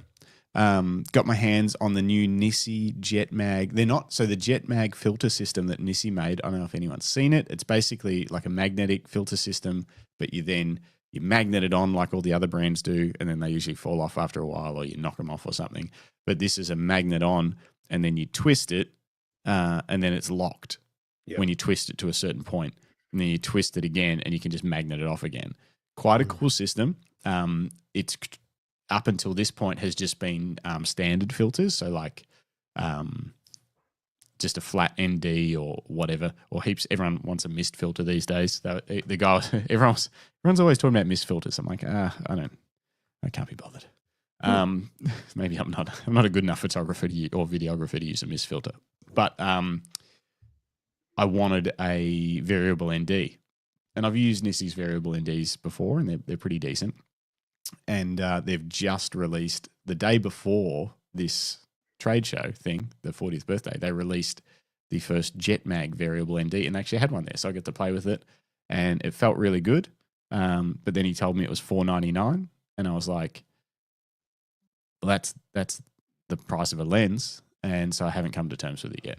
But the system seemed pretty good. The V&D, it's basically how it works is they'll give you for $4.99 you get a variable ND filter that's about for an 82 mil filter thread, and then you get the adapter rings for 82, 77, 72, and 67. Yep. So you end up on my 67 mil lenses, which I've got a couple of them now. You end up with quite a big kind of lenses like this, and then the ring is a fair bit bigger than the lens, which I'm a little bit concerned about. But yeah, interesting system, worth a look if you've been looking into like stackable magnetic filter systems. But and pretty good quality too, like the precision way that it locked. And yes, what I don't like is the lock. It's hard to explain. Basically, there's a tab. Imagine there's a tab at the top and the bottom of the lens, and then you magnet it on, and then you turn it until the tabs sort of line up, and then it's mechanically, like physically locked on. But if you turn it a bit too far past, it can magnet off again. I'm just wondering why they didn't make it more like a lens cap does or whatever, where it's like you turn it and then there's a hard stop. Yeah. And I'm sure there's a reason why they didn't. Probably was going to be an issue or something, but just I like the idea of like when you turn something, you're like, that's the spot. Whereas this, you could, unless you look at where the little marker is, you could easily turn it past the spot and think it's locked on and it's not. And when the filter is $4.99 and I do mountain bike shoots and I have smashed many filters, not just one, many, I don't really want to smash a $4.99 filter. Well, I don't know that they're made for mountain bike shoot people who are going to ride a bike whilst photographing and videoing. I don't ride the bike whilst sometimes you taking photos and videos. I have, but not fast. But yes, well, no, they say it's super secure. So if they want, hey, tell me, okay, NISI, send me one. I'll test it, and I'll be able to tell you if it's suitable for mountain biking. While shooting photo and video. Or you'll get a bag of glass back in the mail. Yeah, that's right. Just a bag of shards. Nev says, sounds like a great idea, and I'll lend you my GFX for a week. Oh, that could be dangerous. Matt Crummins had a nice new GFX 102. So did he have the big one? Yeah, with the big nice viewfinder, the flagship. Yeah, that looked nice. Yeah. Looked heavy though. Maybe we'll talk about that if we get to size Matt. It's getting pretty late. We're not even halfway. We got to. Oh, this show's going. It's long. See what happens. That's all right. Rick Nelson says about the NISI filters, I think it's an ease of putting it on quickly where a hard stop would make it have to connect the same way each time. No, because there's two little tabs and the rest of the filter is free to magnet on. So basically, as long as you don't try and put it on where the tabs are, it's going to go on. And then you turn it to the hard stop. It's hard to explain. It's like a lens cap. Yep. Except not like the new Canon RF lens caps because they suck.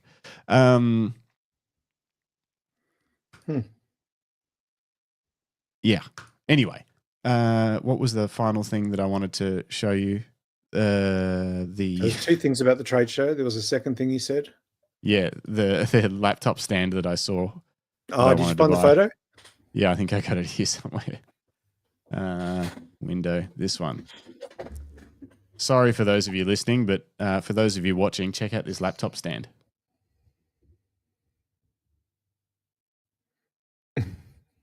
It's the most expensive laptop stand I've seen. The guy in the Nikon booth was just, he didn't even like make eye contact with me while I was filming this. He was just busy, super busy working, and he's got it propped up on what I think, what was that, a 800 6.3 6.3 lens. And I think, has it got a teleconverter on it? No, that's just part of it. I don't even know how those lenses work. Anyway, so he's just got it propped up on there, just balancing, typing. Anyway, I thought that was funny. Yeah, it is funny. Rick Nelson says, I have held them, I know, but the hard stop would be in the middle of the tabs if they did. No, wouldn't you put the hard stop at the end of one tab so you can only turn it, say, clockwise? Clockwise to lock, anti-clockwise to, lefty-loosey, righty-tighty, maybe?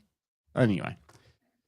Anyway, I had a few design issues with NISI. I said, hey, you give these adapter rings for the JetMag system that have to go on all your lenses. It's just an adapter ring with a magnet on it so that you can magnet on the other things. And I was like, how come the adapter rings don't have a clear protection filter on it? Because you're going to leave it on your lens all the time. Then your lens has a protection filter on it all the time. And he was like, we talked about it. And I was like, and he's like, I don't know. They didn't do it. He said, I think it would have made them too big. I don't know. Anyway. Yeah, he was worried about making, because they've gone for this Too really fine profile on each element. But also, I'm going to have to put a protection filter on and then put their system on. I don't know. Maybe they just wanted to sell more protection filters. Big day in the Castle's household. It's tough life being me. It's not easy. So the trade show wrapped up. We were all encouraged to scoot across the road to like a bar pub kind of thing. They had a big beer garden, and we all went out there for drinks and just to talk. And a lot of the people from the trade booths were there, chatting away about different things, which is wonderful. And then after about an hour, they encouraged us to come back to Camera House upstairs to the big studio space, and they'd cleared away the trade show completely. They'd put out food tables. They had a bar set up. They had someone playing live music on a guitar, and they started the 40th birthday celebrations for Camera House Croydon. And it was interesting because it was like being the weirdo cousins. Well, you were at the family, the big family birthday celebration. Yeah, they were. They certainly made us feel welcome. Don't get me wrong. Oh, yeah. No, we weren't. This was a 40th celebration of a place with a very strong family behind it, and they had employees. They had their first employee there. Yeah. Their first full-time employee had flown from Queensland to come to this party, which I think just speaks volumes about the people that run that business. Because there's not a lot of employees that, if they didn't have a good time working in retail, especially working in retail, that are going to like travel somewhere to go to a 40th birthday. So it was quite amazing. There was a lot of Nigel was there. doing a thank you to everybody, and he sort of call out, and hands up, yell out if you're an ex-employee, and there was like 15 people in the crowd. Yeah. And hands up if you're a current employee, and there was another 20, and family members, and Nigel's dad was there, who opened the first Camera House in Croydon. It was at a different location, but he was 97. 97. And he gave a speech. He gave a speech. It was amazing. Yeah, it was really special to be a part of. And then speeches were done. We networked a bit. Justin got a bit pissy. So did Matt Crummins. I was going to say, I was just trying to keep up with Matt. Yeah, he was pretty pissy. It was great. But yeah, it was just, and that was sort of the end of what was a phenomenal day. Yeah.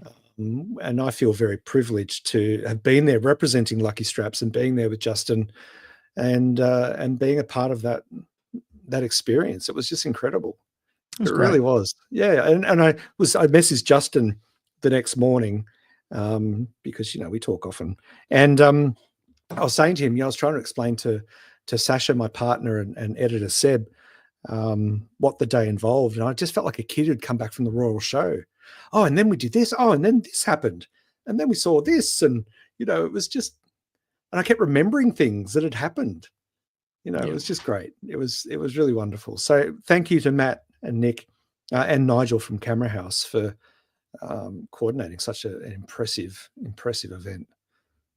For sure. Yeah. Very stoked to be a part of it. Yeah. Yeah, I feel privileged. Got me excited for BFOP too this year. BFOP Very 2025. Much. Yeah. Yeah. So let us know in the chat. Are you heading to BFOP 2025? Were you, if you're listening or watching now or later, were you part of the BFOP day? Were you at Camera House? What did you think of the marching band and the dancers and the cosplayers and everything? Let us know. We'd love to hear from you. If you're listening from the other side of the world and you're like, I'll never go to Croydon Camera House and I'll probably never be in Bright for the Bright Festival of Photography, tell us in the comments later on. Do you guys have anything like this where you are? Are there festivals? Are there little meetups? Like, what are photography communities doing to keep engaged face-to-face and not just on social media? Mm. Ooh, Yeah, let us know. Good comment here from Rick Nelson. Think Lucky Straps will get into Camera House stores. You know what? I was talking to a few people about this on the weekend, and I would like to. We've been in Camera House stores in the past. We had to pull out of stores because we were having tons of trouble getting consistent leather supply quite a few years ago, trying to get the same colors consistently. But I think we're in a place where we might be able to selectively pick a few stores like Croydon Camera House around Australia, and probably we would like to get a couple of stores in Europe and a few other sort of key locations around the world as well. But pretty selective, I think. But yeah, it's definitely something that I would like to do. Yeah. Great question though, Nick. Rick, sorry. Yeah. All right. We've been going for ages. Yeah. We should quickly go through the adapt or die. What's on your mind? Play the jingle. But maybe we won't be able to do size does matter. We'll see. No, we can't talk about your girth today. Adapt or die. Who's seen Lightroom's new adaptive camera profiles? I see where you went with that. Yeah. They released these. They kind of flew under the radar, but then they also released a landscape. What's it called? Update for the filters for your masking. So I don't know if you guys have used the masking stuff that you can do, where it basically auto detects subjects. It can auto detect sky, background. They've released a landscape focused update for that. So I wanted to have a look at it. I've had a bit of a play with it today, and I'm still getting used to it. And I was pretty excited about the adaptive color profile. And then I edited 2 jobs today. And after editing both jobs, I'm now less excited. But let's have a look. All right. Now, unfortunately, I have to share my entire screen, which makes the writing on Lightroom tiny. So you guys won't even be able to see it, which really sucks. So I'm going to try and talk you through it. Basically, Nev's already onto it too. Been playing with it for a few days. It works in certain images and not on other images. It's a complete and epic fail. Oh, on other images, it's a complete and epic fail, right? Prefer to use linear gradients. Yeah, it's definitely not going to replace sort of manual editing techniques. Yeah. But actually, hang on. Are you talking about the landscape thing, Nev, or are you talking about the adaptive color profile? Let's talk about the adaptive color profile first. So most of you probably use presets. Hopefully you're familiar with, you won't be able to see it here, but up in the top right, just under the histogram, there's a thing that says profile. It's usually set to Adobe Color. You can often change it to Adobe Landscape and that sort of stuff, but you can also do camera matching presets in there too. I think, Greg, is that where Fuji would put their color, what are they called? Color recipes? The film simulations. Film simulations. So that's where they would normally sit. And what you'll see is 2 new ones up the top. This is if you're up to date with your Lightroom Classic, is adaptive color and adaptive black and white. And so this is a raw image, such a stunning image of a rock. And I'm going to select adaptive color profile. So just before I do that, this is on Adobe Color.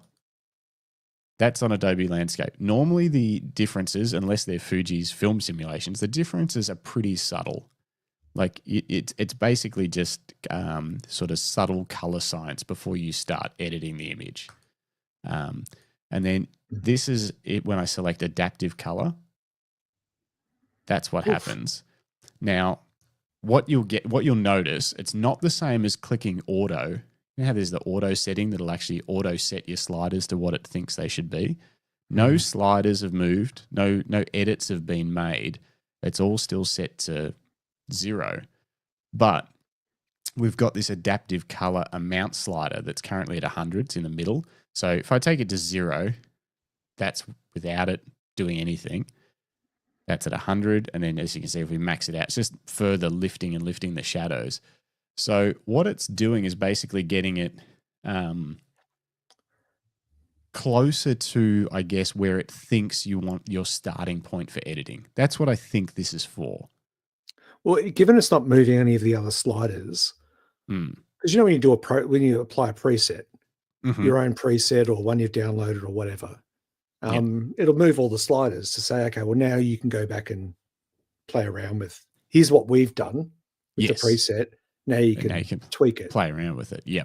But this is basically giving you a blank slate with all your sliders, but it's adapting this. This won't do the same thing to every image, this adaptive color. It'll depend on the image as to what it does as its base preset. And I feel like this is kind of the thing that's maybe happening in phones a lot with like computational editing before you even see the photo. You know how, there's a lot of digital trickery in phones to make the images look good before you edit them or anything. They just bang. Yeah.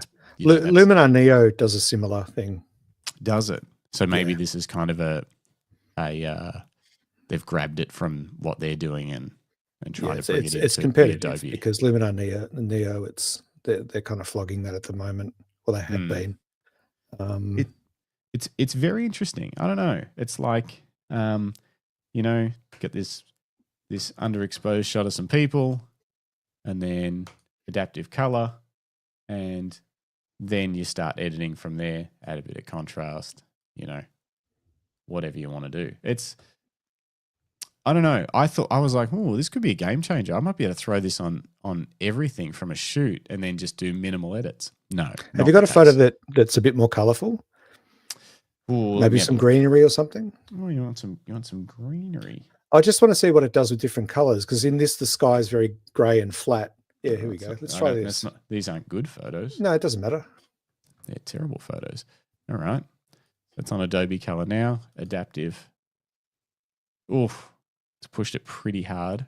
Yeah, it's but the green's too dominant now, isn't it?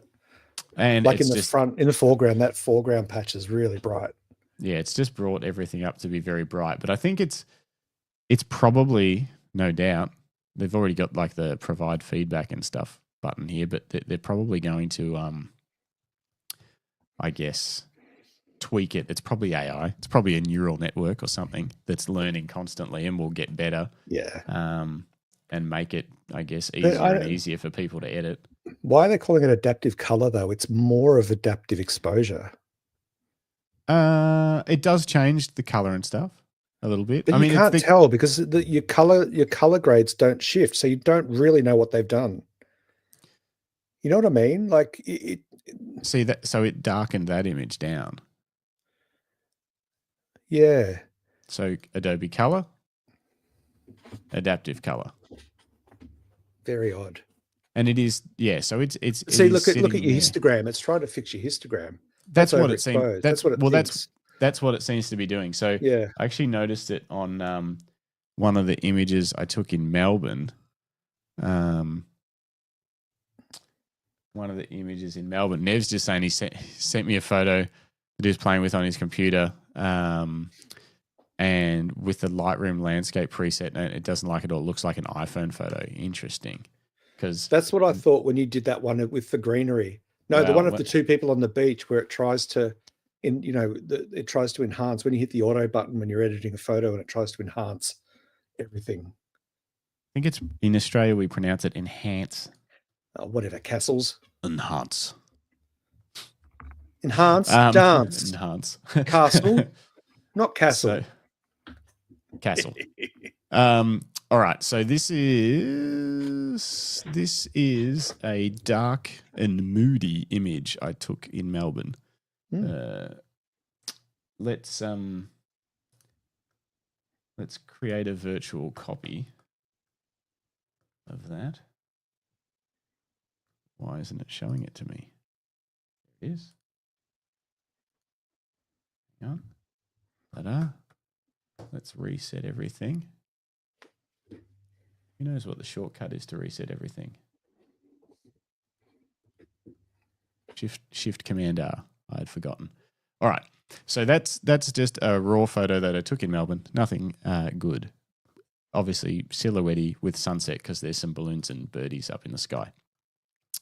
And then if you do adaptive color, it tries to bring all the detail out in the shadows. Ooh. And then that's your starting point. Okay, so let's go back a step and slide up the exposure, just the general exposure, and see what happens with those if you actually get those details with the original.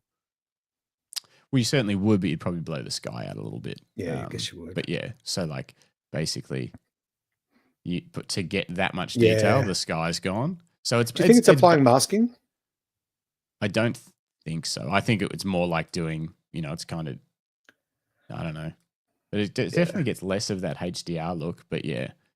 Yeah. Interesting. Okay. But yeah, basically adaptive color.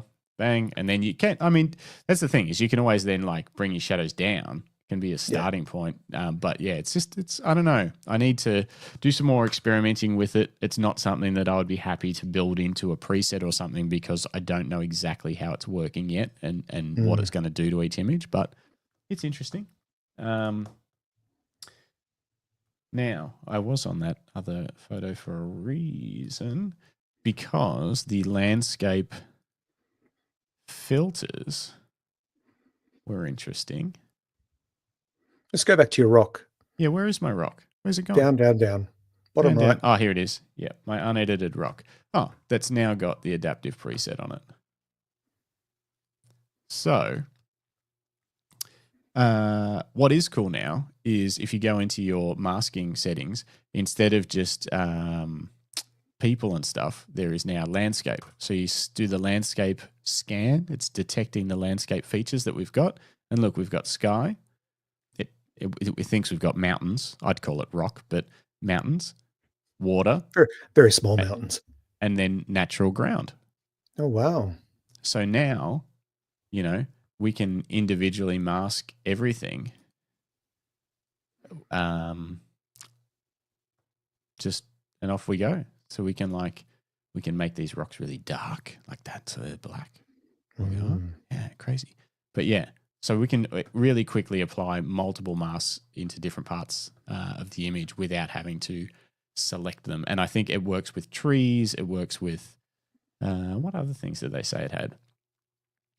But yeah, I think the natural ground, because there was always sky and there was foreground and then there was subject selection, and it often got confused as to what the subject was. But it worked pretty well with people.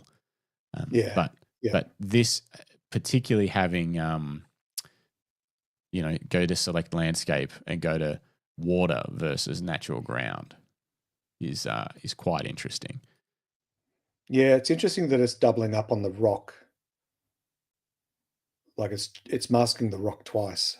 Oh, for the natural ground, because it's getting a bit confused. Yeah. See, my concern with this sort of stuff, and obviously it's a choice whether you use it or not, but my concern with software, like what we're seeing with Imagen and Apogee, which is also that's a Skylum product, Neo, is that these functions, they're fast, they're efficient, they're becoming more and more accurate, but we also don't really know what they're doing. So, this adaptive option, for example, it's unclear what it's actually doing to the image. So then when you want to go to do your own edits, it's becoming unclear as to what's already happened and what I want to move to next. I think. Yeah, that's what I don't like is the not knowing. Well, it's a loss of control. So this is the photo that Nev sent through, and he said, "What did you say? You don't like it at all? Looks like an iPhone photo. Did you take it on an iPhone? Oh, it looks like an iPhone photo. So you're convinced that it's the vibrancy slider." What do you think is the vibrancy slider, Nev? That it's replicating vibrancy. What in the color profile, the adaptive profile setting? I don't think so. You took it with a GFX 100 S2. Nailed it. No, I'm kidding. What did you do to process it that you don't like? Was it using that adaptive preset, or are you talking about using the masking that we were just playing with? Very confused. Anyway, but yeah, it's good to see Lightroom still trying to adapt stuff. But in this segment of adapt or die, I think at the moment I'm leaning towards die, because I'm like, I thought I was, as I said, I thought I was pretty excited. I was like, wow, this could just basically get images close to tweak. And no. I think we should have a bit more of a play around with this. Maybe not now, not live. No. But it is interesting. And again, my concern is that these software brands will continue to take these steps out of our workflow where we don't actually know what's happened to date. And again, It's a choice, but I just hope they don't move so far into this sort of computational AI image editing that we lose that ability to control how our actual photos are edited.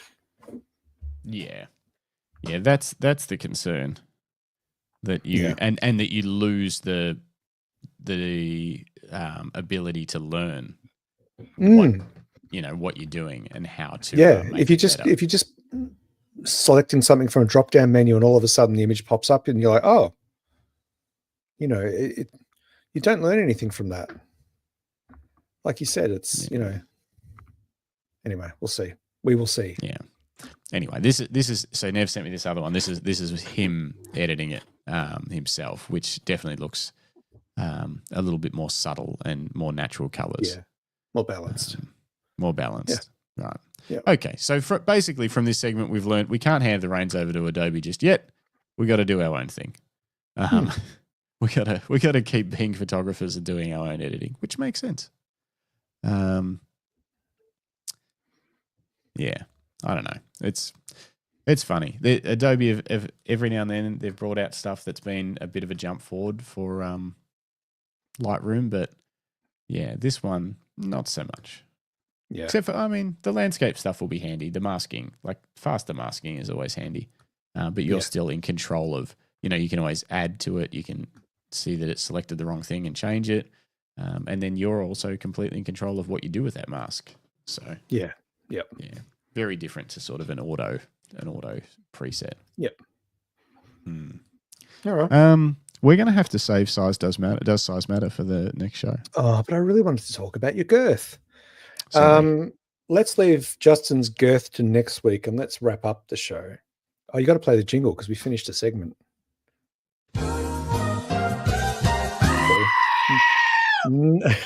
Nothing but professionalism on the Camera Life podcast. Are we going to wrap it up, boss? Yeah, I think so. All right. It's been a long episode. Look, on that note, folks, it's what is it? It's almost 9:30. We've almost been going for 2 hours. This is the Camera Life podcast. This is the random photography show. We're back. We've finally been able to be a bit random. There was supposed to be 4 of us tonight, but there was 2 of us. Maybe there'll be 4 of us next week. We'll see. Yeah, we'll see what we can do. But look, on that note, we will call it a night. Episode 77, done, dusted, 12th of May, almost over. On Thursday, we've got Matt Crummins joining us. Yes. No doubt we're going to talk about BFOP. No doubt we're going to talk about the Camera House 40th, but we also want to deep dive into who Matt is. We'll try not to, rehash over all of that too much. We'll tell Matty we can for about 5 minutes on BFOP, and then we're going to figure out what makes him tick, where he come from, where he's going, maybe where he's going, all of it. Yeah, all the stuff. And the fact that he literally, I'm pretty sure, just changed his entire kit from, what was he shooting, Nikon? Sony? He changed his entire kit from Sony to Fujifilm, which is why Greg was like, hey, come on the show. Yeah. It's like the old days. I'm reliving the glory days, Nev. Ian, Greg Carrick. I'm very interested to see why he thought that, bigger kit, because he doesn't muck around. Like he bought like 4 or 5, maybe even 6 lenses. He's got a lot to carry. So it's going to add weight. He travels a lot. he does a lot of jobs. So I'm really interested to find out his thoughts on the Switch and how he's been going with it. Yeah, most definitely. Nev says, I will tune in for that show as another GFX user joins the GFX army.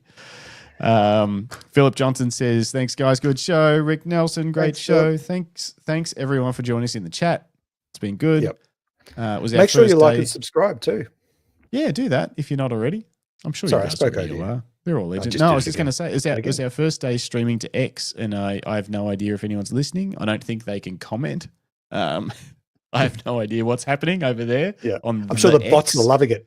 Yep. They're talking about us, AI. We got one bot comment from what's that other place that we're trying to stream to? Twitch. They said you can get cheap viewers on streamboo.com. So I might get onto that later. Wouldn't mind some cheap viewers. Yeah, because we're on the march to 2,000 now, folks. That's right. And burst through. Nev says burst through 1.04K. That's us. Susan, you did. You missed it, but guess what? You can just drag it back to the start and just watch from the start and pretend you're live. And then leave any comments you want just in the regular comments, and we'll talk about them on next week's show. So don't worry. You didn't miss it. All right. All right, guys. Well, look, as we said, this has been the Camera Life Podcast, episode 77, proudly brought to you by Lucky Straps, maker of fine leather camera straps from Bendigo, Victoria. Handmade, Aussie-made, from our hands to yours. Connect to your craft. But on that note, we're going to play the jingle, and we're going to get out of here. But we'll see you on Thursday with Matt. And make sure you like and subscribe. Let your mum know so she can like and subscribe too. Yeah, we are on the march to 2,000. So the more mums we have on board, the better. Yeah. Happy Mother's Day.